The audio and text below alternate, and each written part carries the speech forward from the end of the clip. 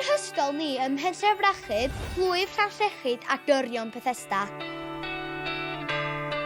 Mae Dyffryn Ogwen yn ardal fendigedig ac mae gan yr ysgol llawer o gysylltiadau cryf gyda chwarel y Penrhyn. Chwarel y Penrhyn oedd yr chwarel fwyaf yn y byd. Erbyn hyn mae'n gartref i wifrenwyr gyflymau yn y byd. Fyddwn ni'n perfformio ein carol ni, Neges y Nadolig. Mwynhewch!